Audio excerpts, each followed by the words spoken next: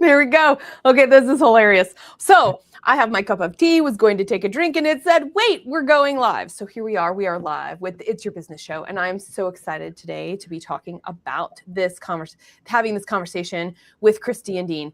Our title of our conversation today, The CEO Evolution, Reengineering Your Role to Unlock 10x Value. And that's a big thing, this concept of value. And so we likened it to, well, if the CEO isn't changing, then how can the company change? Hello, torch bearer. Hello, vision holder. So if your company's outgrowing you, you're not growing as much as your company can't grow as much as you'd like it to be. And so we're going to talk about how to evolve your role. I'm super excited to have the three of us introduce ourselves. How about if we do that? Christy, Dean. Well, hello, Christy Maxfield, Purpose First Advisors. We focus on helping business owners grow their business with the end in mind, which means we also talk about succession and exit planning. Dean Barta at Barta Business Group. We handle bookkeeping to fractional CFO, business accounting services for small businesses, and we take a guide mentality in helping guide business owners. And this is the muck I play in every day. I'm Jess, Dewell at Red Direction, where I'm working with mid-market CEOs to move from friction to flow. So how do we evolve? How do we eliminate? How do we secure your company's future and its relevance? Well, conversations like this is just the start. I'm super excited to be here with Dean and Christy. So let's talk about this. Let's talk about this why now, right? When I think about this, and when we were talking, it was old systems and new goals. So after that conversation, did anything come up for you around this for the why now? Yeah, the first thing that came up for me was opportunity cost. So is the cost of growing as a CEO is leaving behind what we probably have already, any CEO has gotten into a rut. And moving into a new direction that's growth and can be scary, intrepidation, a little bit of unknown to it, but there is an opportunity cost to just staying in one place. And Jess, I think when we were talking, you shared that some of your clients were exploring for the first time the idea of what their CEO job description is. And so many business owners I know play both an employee role and an owner role, in addition to being the investor in their own business. So really there's three hats at play at a minimum. And I think redefining what role you're playing at this stage in your business growth is the way that you're going to figure out not only how to make the business more valuable to its customers, but more valuable to you as the owner. Cheers to that and to both of you. I was thinking about this, and I was actually thinking about, well, not making a decision is also a decision. And not making decisions is actually accepting excuses. Woo-hoo. I mean, that's kind of where I'm at with what this is.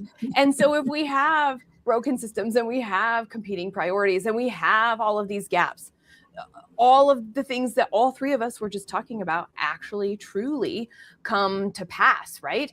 And then what do we do and how do we get going? Well, in just a minute, you're going to find out, because I want to make sure I say, this is It's Your Business. Christy, Dean, and I are hosting this for you because there is a real cost. There is a real cost of doing business and continuing to avoid what you have been putting off. So be here. You're an active leader. You're involved, just like Christy was just saying. And here we go. I mean, we're here. It's January. We're going to either strive and secure our competitive edge, or we're going to be exactly where we were last year, next January. And I don't know about the two of you, but in my business and for my clients and for me, the answer is thank you, no. Yeah. And when we were talking and preparing for this, we were also talking about we are always being asked to do more with less. And we simply can't put more throughput in the system if the systems aren't working, if the mindset hasn't changed, if the roles we're playing are the same. And so if we truly have to do more with less, then we need to rethink all of those things. And it starts with the top. It starts with the CEO. It does. And it starts right there. And so this is a great place to introduce our 3 sections. The 3 parts of our conversation today are going to be about assessing what we already have. Part 2 is going to be the ruthless role of focus. I have a great conversation about today if it comes back up. And part 3 is unlocking the 10x asset. P.S. That's you. So... So as we go, so how about if we jump into this one, right? We're assessing what we have today.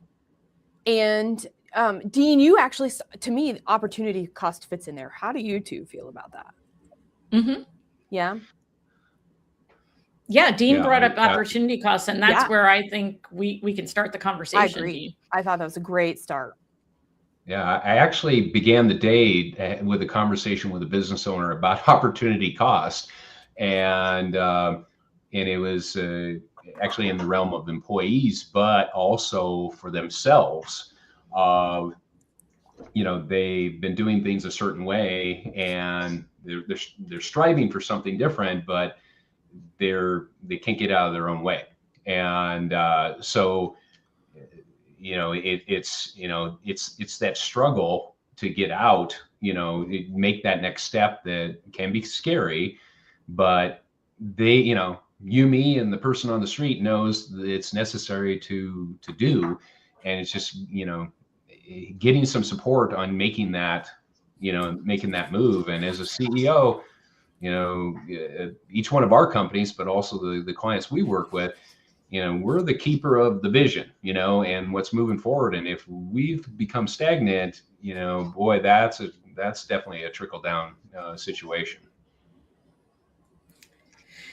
And when I look at it, I think opportunity costs, there's both, if I don't take this opportunity, what might I be leaving on the table? But if I do take this opportunity, what doors may close, as well as what doors may open.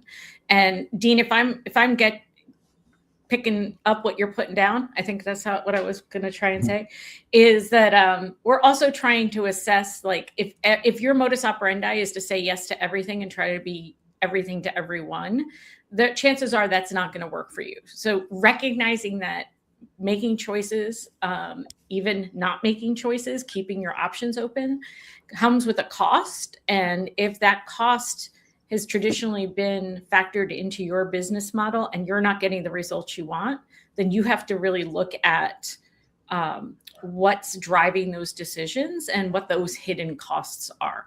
Mm-hmm.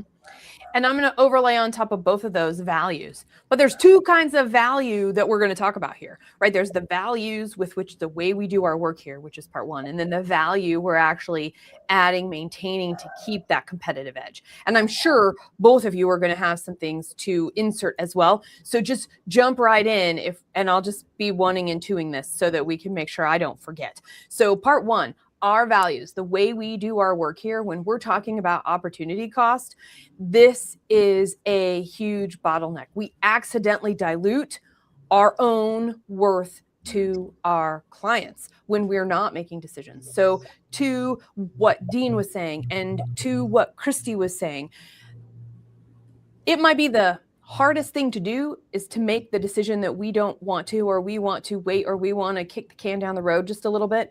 If we don't, it does erode the way we do our work, which leads into this part 2 of how do we stay competitive? And what does that look like when change is happening so fast that we have to pick something and give it a chance to work before we know if it's actually going to work, which always changing is part of that opportunity cost too. So how do we do our work? Anchor into that. And then how are we making the decisions and doing the evaluation of what support do I need? What if I do this? What if I don't? And actually getting to that root piece, because we can take what we believe in how we do our work with what we know we can add to stay relevant, because the whole purpose of business and competitive edge, whether we don't want to look at it or not, it's more important than ever before. So please do start looking at it. If I'm unable to stay competitive as a company, I'm unable to make it through the noise. I'm unable to serve the clients. So I am unable to make any revenue. So I have to close my doors. And that is the last thing that I would like to see. So when we're assessing, we can bring our value set in. We can bring what value we give to clients as well. Part 1, part 2. How about that? I'd add a third. I mean, we're the values that we operate under, how we do business, the value we unlock for the customer, which is our competitive differentiator, and the value we unlock for ourselves as the owner. Yes. Or for the potential buyer, but we can't unlock it for a potential buyer until we unlock it for ourselves as an owner. And so I've talked to people just in the last 48 hours who say, very successful people who say, I feel chained to my business. I can't leave. I feel like I'm at the mercy of employees who can leave when they want to. And I'm actually scared they're going to leave, which makes me feel even more trapped in my business. So they have not unlocked the value of the business for themselves, even though they are providing value for their customers and they are creating value for their employees. And they may be operating within some of their values, but if some of their values include being committed to living a life they love and blending work and family and taking care of the people they care about, then they might be creating value for their employees and their customers at the expense of other people they care about. So value goes a long way in business in terms of what we're talking about and where it impacts the business. Should we pick one for our dialogue? Because since there are so many that we're all working around, so we don't accidentally have to define for all of them. Because that's true. Christy, you really bring up a good point from the 2 that I did to then, yes, what is the value of to the owner and what are we unlocking for the owner? And so what do you think is the most important for today's conversation? So we'll just stick with that. What does value mean to us? We may differ. And so as we unpack this in real time, I'm going to go to what you outlined as the third prong of our conversation as unlocking the 10X asset. Yeah. If you are the 10X asset, then you're 10Xing for both yourself and for the business. So, and by extension, your customer, right? So if by re-examining your role, by watching your role as CEO evolve from employee, primarily employee, and owner small, because first it was your job, and then moving into more of an owner mindset, and perhaps even moving into an investor mindset, those are evolutions of the CEO role and your identity relative to the business. And I think when you do that, you unlock 2 out of the 3, right? You unlock the value for yourself and you unlock the value for your business. And I hope you're operating within your values that you've set for yourself and your company. But I think where we're going today is more about if we're ruthless in focusing and niching down, if we are assessing what we have and adjusting our mindset and our resource allocation, then to me, it's about unlocking the value for you as an owner and for your customers who are the benefit of the value you create in the marketplace. I'm just going to say yes. So Dean, go ahead, disagree. I like this definition. Well, I'll just speak for myself. And we had this conversation a while back, is that as a business owner, I, have values about the way we do business and all that. And, one of my biggest fears is that, am I the person holding the business back? And that would be actually my greatest disappointment. If I've got a great team and all that, but I really have, looked at that, and I think it starts with some self-assessment of and just, flat out honesty of okay, and it's the growth of the CEO to be, as the leader of the company, to also assess, assessing the people that work with you and all that, and clients, but also, hey, are you the person you're getting the most out of your employees, but are you getting the most out of you in the capacity that is healthy? And I like how, Christy does a good job of intertwining, hey, you have a personal life, that there's other people outside of the business environment that are affected by the way you do business. So let's talk about I think I'm listening to both of you and I like both. So the answer is yes, because to me, I'm hearing the same thing from 2 different lenses, but they overlap way more than they don't, right? I don't even know if I have a Venn diagram unless it's like a crescent moon. That's all that's left on each side is what I heard. And so I'm thinking about this. So let's talk about this. Let's talk about assessing and adjusting in motion, because if we're going to say it starts and stops with us to reach value, the actual value of a business, value of what we're giving, value to the customer, right? To create this value, well, how do we assess and adjust in motion? Well, I'll just share a conversation I've had recently where clients shared their strategic planning with me, and it was great notes, a lot of good activity that they did, and they left with some very clear action items. And my question was, so who's in charge of taking these forward? And they said, well, we typically talk about them and then nobody takes them forward. And then we talk about them again and nobody takes them forward. So part of it is in our initial conversation is there may not be anybody who truly is its job to take it forward. And therefore it falls by default to the owner. Mm-hmm. And the owner is already occupying 2, if not 3 roles in the business. And there is a gap in the leadership team where no one has the bandwidth to pay attention to how the strategic decisions they have carved out time to make actually get implemented and operationalized. So we can first bring the owner's attention to that and put this within, make sure it doesn't get deprioritized. Then we can look at who else on the team can actually assist in this, because even if the buck stops with them, they can empower other employees or other consultants to contractors to help them do that, right? They work with a fractional CFO, they work with a fractional HR person. What are we getting the fraction we need? And how can we do that? And then do we actually need to add to the team and make it someone's job to lead and manage these parts of the organization so that the business owner can go do other roles? Or do we bring somebody on to do other roles so that the owner can actually spend more time on operationalizing the strategy? So to me, that's how it's unfolding in real time with my clients who want a different outcome, whose teams have identified how they want the business to look different, and who have perpetually not been able to move that ball forward because they haven't really stepped back and assessed what's keeping us from doing it. Mm-hmm.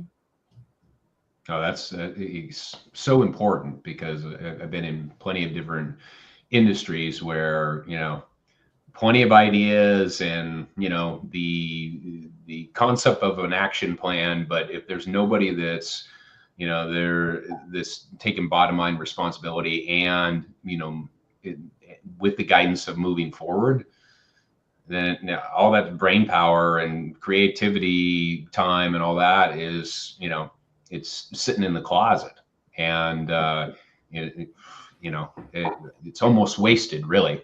It's a wasted opportunity. Jess, you use the present retreat as your method for really kind of recentering and I would say doing what you just mentioned, like assessing in real time. Mm-hmm. The thing I asked my clients to do was write down everything as you're doing as an owner, right? Everything, not just what you're supposed to be doing, but everything you're keeping aloft. And then let's figure out how many actual functional areas that is. And we might identify where some of the gaps are. But Jess, please. Yes, the present retreat, I agree. And this is something that allows us to touch base, to have a real time, moment to moment, week to week. If we're spending one block of time dedicated to what is going on, answering these questions, doing the audit of the team, doing the audit of all of the things, the products, how we are working, how our pipelines are, the reach that we have, all of those things can come into the present retreat, which means we can say yes or no quickly to decisions on the move the other working days we are there. So that's the first part that I really do like. And I actually think that though, and what's the present retreat require? Time. What does time, what's required to work with us to get those things, to write, like to do what Christy said and write down all the things that you're doing, regardless if it's your role or not. Time. It takes time to do that. So I would say to audit in motion, those dedicated periods of time matter, and so does every day. Are we accidentally running back to back? Are we pushing things ahead and we're not making decisions because we don't have the time? Well, there are things in every single day. I'm not sure about the two of you, but I can even claim today. There are low priority things that happen today, a lot of them, that you could say got in the way, but they were, and we can listen to me, I'm rationalizing it. I'm doing it right here. I'm doing it right here. And we are all, susceptible to this. So one thing about that present retreat that I love is the last thing that I'm doing is, how do I get 20% more in my week before I go back to work the next work session, right? So that end of that present retreat, how do I get 20% off my calendar? Because I know it's going to be taken up, because I'm going to rationalize it otherwise, because if it's already full, I'm going to get overfull, because if it's already there, I can't think about anything quickly. I have no basis from the work that I've done in my present retreat for the other areas of business in terms of growth and value creation. And then what happens? I'm stuck and I'm in the way. I'm the bottleneck. And that is true for every single one of us. So I'm going to say that assess in motion comes down to, there's something to be said for making time so that there's time for the things that do show up. Mm-hmm. Yeah. Go ahead, Christy. No, go ahead, Dean. Well, and I bring a lot back to nature and, physical fitness and all that. And one of the things I've mentioned, if people are like, hey, I want to do a new workout plan, is like, have you allocated the time to do it? Because if you're not committed to allocating the time, then no workout will ever work. Yep. And what kind of habits are you building, right? So if the habit you've built over time is that you've tolerated things because you haven't had time to deal with them, usually performance issues, right? I've tolerated some behaviors because I haven't had time to deal with them, which then created a cascade of other problems because we didn't have time to deal with those. And we're not working together the way we should be. I'll just throw that. And we're not working together the way we should be. And some of us are working at cross purposes, and we haven't had the hard conversations because we don't know where to start, but also we're overwhelmed because we're still playing a functional role in the business, right? So the reality is, of a lot of business owners, including the three of us, play functional roles in our business, but we never actually prioritize the time it takes to step out of the functional role and into the strategic, visionary, and iterative ideation mode. Speak for yourself. I do the present retreat. Don't whisper, say it out loud. Speak for yourself. Okay. So sorry. Jess has figured it out. Well, actually, and I can tell you, Dean and I don't need to be here other than to explain how not to do it. Well, I rationalize. You heard me. In a present retreat, but I'm like, how about the presence of a chimney fire? If you have a chimney fire, you gotta, be in action right away. Okay. Yeah. So even though it might not literally be a chimney fire, but it's the sense, what Christy was saying about the sense of urgency. You got to move it up on the urgency level. And sometimes you have to bring that energy like it is a chimney fire in order to make it, to motivate your crew that this is important and we're doing it, instead of, oh, hey, this is important. That's a whole. Which, by the way, I really like what you're saying, Dean, and I really like what you're saying, Christy, in all, because what does that mean? One of my favorite words is ruthless. I have a lot of favorite words, so this is just one of them, but ruthless about what? Ruthless about the way we look at our role. And I'm going to circle back. Dean, the prioritization of time. It's not going to happen if you don't prioritize time. Christy, it's going to be like, write it all down so you can actually see what's actually happening. Yeah. Being able to focus in, and this is the second part of the conversation that we set up at the beginning, right? How do we get ruthless about the role? And in a way, it's actually a niche. We talk about niche from a competitive advantage, which is necessary, which is going to be a result of this, but also just we can't do it all. Nor should we. Yeah. No, and I think that ruthlessness I talk to a lot of people who say, I have to carve out more time to do X, Y, and Z. that means you have to give something else up, right? There has to be a trade-off. And when you're consistently unwilling to make the trade-off, you stay stuck in the perpetual, I don't have enough time to do this. And if I don't do this, I can't take the next step. But if I take I can't not be here and I can't not be here, right? So we have to get comfortable with delegating, dividing and conquering, saying no, and being okay that we may have actually walked away from something, but confident that the world is abundant enough that the next opportunity will present itself. So it's not a no forever, it's just a no right now. The folks I see struggling the most, and it's affecting their health, and it's affecting the health of the business, and it's affecting the ability to actually be there for the long haul, are the people who say we can't stop doing anything and actually we need to start doing more things because otherwise we won't have the pipeline, the cash flow, the backlog that we need going forward. And in fact, I don't think they can do I know they cannot do everything and take advantage of every opportunity. And they're really good at human beings are not actually logical, rational people. So while they are suffering and feel at their break point, they will also tell me why they can't stop doing all the things that have to be done. So true. Mm-hmm. And we often talk about so what does it take? What's the practical way to implement this? Those folks are not going to have this dialogue without me.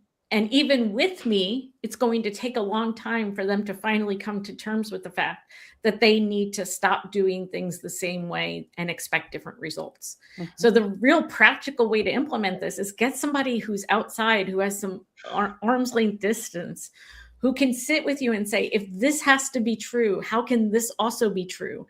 And what are we willing to reprioritize? What are we willing to stop doing so that we can start doing something else, or stop doing simply so that we can do the other things that we have on our plate already with a higher fidelity and a better outcome? So I would say the real practical way to operationalize a lot of this is that if you can't do that introspection on your own, you shouldn't feel like you have to. That's where you start to bring in your trusted advisors. Mm-hmm. Mm-hmm. Oh, right. yeah. Yeah, I mean, you got to pick out someone who's outside the fishbowl. Exactly. That's exactly right, Dean. And I, as you were speaking, Christy, it goes back to one of my favorite books. I might actually have it right here. Oh, I do. Look, I have it right here.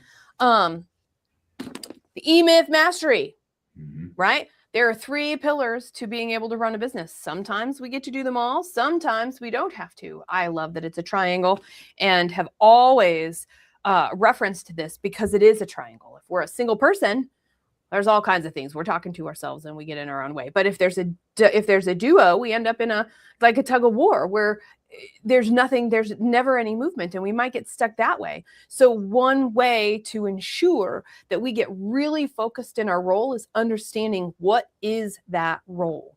And by the way, business has elements. And so if you were to talk to me in general enough, well, you've listened to enough of me around there and read enough of me, I am a business generalist on the surface. I am far, far from that. I am very much into where does the focus go and what are we doing and how are we doing that? What are we saying no to so we can say yes to the right things? And it comes from structures like this. How specific will we be? If we like an idea, there can be an awesome way to bring in an experiment with a beginning, middle, and an end that does not dissuade or take away from anything else that we have. Because I think that is some of our biggest opportunity in such a fast-moving market today, is that our role is let's collect the opportunities and try some things. But then what happens? We get diluted in the other process. And we need to do that for our own selves too, in the role of vision holder. Being strategic about it. Yeah. The hardest person to say no to is yourself. Oh, man. Well, you saw me here. I was like, oh, look, I caught myself in the thing. That's new, by the way, everybody. I've only been doing this for a long time. And I'm just now starting to be able to interrupt myself and go, oh, look, it's showing up in the moment. How crazy and amazing is that? It's good self-awareness, Jess. Thanks. I'm sure I can improve more, Dean. And I bet you have a nature story for me. How it helps me in the moment. Not right now, but yeah, give me a minute or two. Right. Well, I think, honestly, Dean's the best example of bringing in a specialist, right? Like, so yeah. You're bringing in that fractional CFO, perhaps even pairing it with an external accounting function, allows you then to go deeper into your finances. What is the story telling you? Where are we actually losing money? Where are we making money? How do we need to look at our numbers in a way that makes the most sense to drive the business forward? Are we giving people enough information? Because business owners like to hold that stuff really close to their chest. Usually financial stuff, they don't want everybody to have as direct line of sight. But if they have P&L responsibilities, are you giving them enough so that they can really make a informed decision and do what you've always asked them to do, which is think like an owner, which means weigh the pros and cons of this decision from the lens of what is best for the business, and how does this decision and this expenditure usually get us closer to where we say we want to be as a business in fulfillment of our goals and missions. So I think having a specialist is so important, because one of the places where I see people spending a tremendous amount of time is on the people management part of their business, where they should be spending a lot of time, but they usually don't have a human resources function. So they're not even doing what I would call the technical aspects of human resources, the performance reviews and all that well. And they're certainly not dealing with performance issues as quickly as they could, or making sure that people are being held accountable in the way that they could be. Because unless somebody's job is to actually make sure our people are functioning and then support other leaders in making their individual performers as successful as possible, it's too complex all day, every day, to not have it be somebody's job. And so you need to start adding those specialties and get the owner out of the things that they had to do because they had to do them, but really aren't well suited to do in the long run. And I'm going to say, Christy, we need a CEO job description. I'm going to just put it up. Amen. Why not? Why not? Because I hear you saying think like an owner, which is great. Sometimes the owner and the CEO are going to disagree. And when we're both, how do we know what those boundaries are for the strategic growth? Because yes, all of those things are there, but to find that middle way to match all of them, what is our job as the CEO? And I like the differentiation. I'm going to say go one step further and have an owner job description. Yes. Right. An owner profile and a CEO profile. And when we're both, that's great. And we'll be able to quickly see, kind of like at the beginning when we were deciding how do we want to define value for this and values for this conversation. And Dean, you and Christy you were so close to each other. I was like, we can totally use that because there's more together than there is not.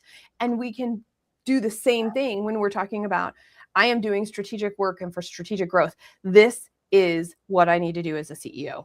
I am doing work for understanding how this supports my life, how this supports my community. What are my bigger goals for having a business and it also? And I am going to think about that. And then where do they align and where do they not? And then to your point, Christy, bring in the specialists to help answer some of those questions and find the middle way. And even if you can play a specialist role, you maybe shouldn't be playing a specialist role, because if you're already playing an owner role and you're already playing a CEO role and you're also the head of sales, you're going to do the sales because that's the thing that drives the economic engine. So you're not going to do either of the other two roles well, right? So now we need to bring in a specialist around sales to get you out of sales, which also unlocks the value for you because now you don't have as much work to do. You can focus more of your time and energy. And then we unlock the value of the business, which makes it more valuable on the open market, because the thing that devalues a business most is owner dependency. So, this is, and your customers will get a better product when you're not trying to do everything, right? And your employees will have a better experience when you're not trying to do everything. When I like that separate job descriptions for both the owner and CEO, because a good question that I've asked owners too is, if you were the owner, would you hire yourself as the CEO? Right.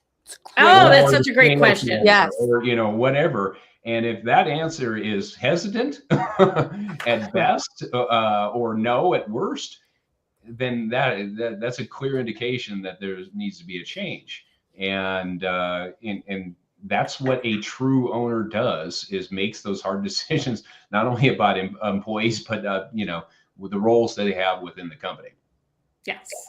Hey, check this out. Well, this was a question that came up in one of our LinkedIn posts, and I think it fits right here.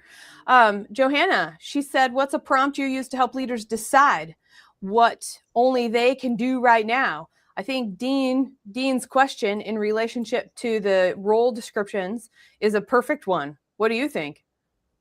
Yeah, I think Absolutely. so. Just put that owner hat on, and if you were owning this asset, who would you have in place to move things forward as an owner? And your livelihood is based on it. And that's a hard assessment, but it's honesty, the truth will set you free, I think is the old saying. So well, we need that reality. And Yeah. so this moves us into, it's actually a great transition into the third part of our conversation here, which is actually truly unlocking that 10x asset. You, me, us, we, business owners, CEOs, right? How do we do that ourselves? Well, I came with a thing. You want to answer, Jess? And we can but I was like, there's Dean, some you silence. can I was take... like, well, do you want me to go first? Go for it. Okay. Well, so you'll have to tell me what you think about this. Well, a long time ago, I created this thing called the LEAD business model. And LEAD actually it's a lead model for decision making, not a business model. And it's launch effective aligned decisions. And we've been sort of talking about this the whole way through. And over the years, I've also started to think about, well, this concept of, and we've talked about it here on It's Your Business before, strategic debt. What is strategic debt? And we've used debt in a couple of different ways. Time debt, I can't remember the exact phrases, but I thought that was really interesting around strategic debt. So as I was looking through all of these things, I'm like, oh, look, I have these questions I asked all the time. And I picked 3 to bring today. The first question for this, do you have strategic debt that you can assess yourself? Here are your 3 questions. Does the real meeting happen after the official meeting, where 2 or 3 people relitigate what the decision is in the hallway or someplace else? Number 2, if we've asked your top 5 leaders in your company to name the number 1 priority, only one, would it be the same? And number 3, how many times are you saying, we'll circle back on this, having it be a common phrase in your executive meetings, in your planning meetings, in your present retreats, all of the above? So those are the 3 questions that I brought to say, hey, if those 3 questions, and I'm going to add Dean's, I'm going to say Dean's should be here too. Would you hire yourself as the CEO? I would put that in here too, to understand how much are you holding yourself back? And by you holding yourself back, are you holding back the growth and the value of your company? I love those questions. Yeah.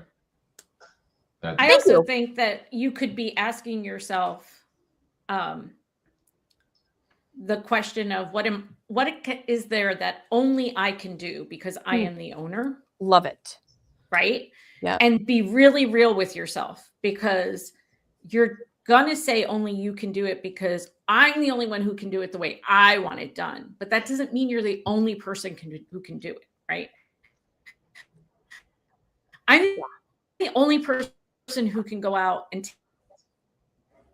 take on actual financial investors to come to be part of this company and grow it with me. I'm the only one who ultimately, if it's a small business and nobody else is taking the action, can fire the people who need to be fired and hire the people who need to be hired, right? Like, so if I have inserted myself in places where decisions aren't getting made because I've said I'm the only one who can do it, there are really only a handful of things that I am the highest and best and perhaps only person who can do them.